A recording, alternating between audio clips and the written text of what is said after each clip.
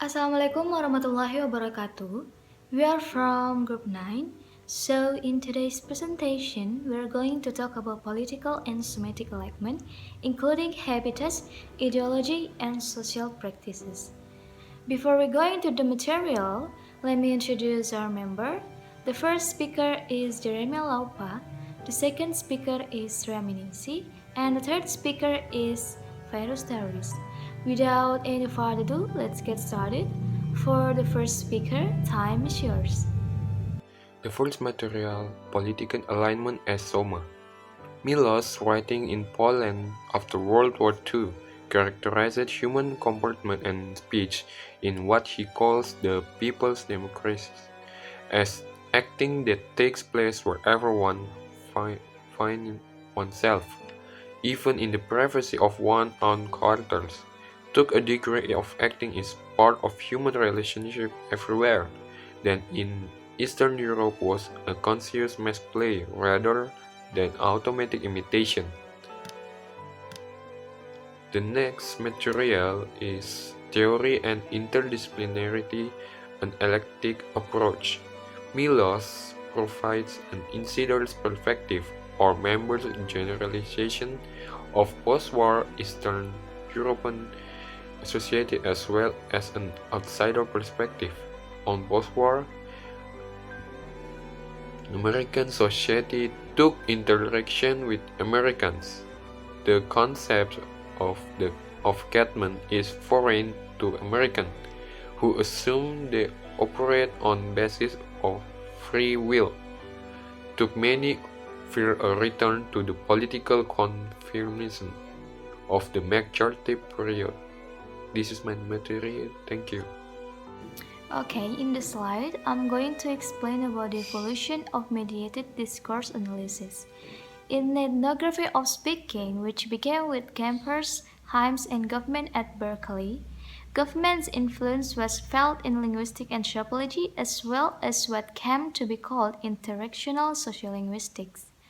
What government had done was to introduce microanalysis to urban sociology after developing his methodology in a small, stable settlement community.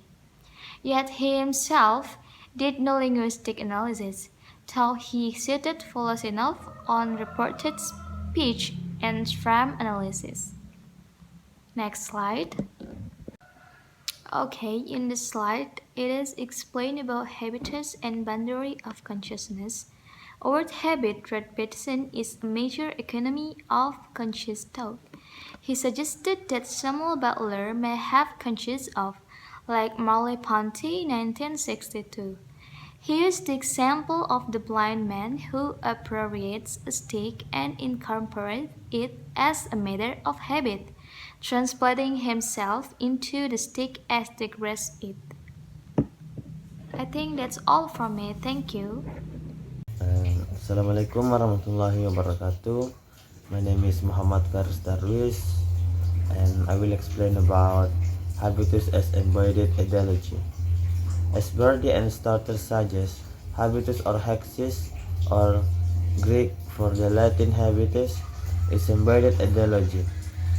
The revolutionary government of China not only disrupt land and capital, it also disrupts symbolic capital by adopting a national language that was taught in all the schools and used by government officials.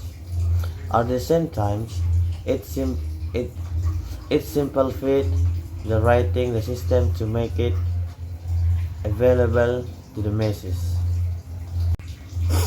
Next slide is hanging or draping, habitus and social practice. When an ethnographer enters a community, it is practice that most differ from what she is accustomed to that stand out. For example, the anthropologist Barbara Ward in 1989 noted that Hong Kong village in the 1950 had a different attitude toward play that she was accustomed to in England. It was brought home to her when she brought toys as gifts for the children after a short trip home. That's all. Thank you very much, and wassalamualaikum warahmatullahi wabarakatuh. That's all for our presentation today. Thank you so much for all the speakers and thank you for your kind attention. See you in another project and have a nice day.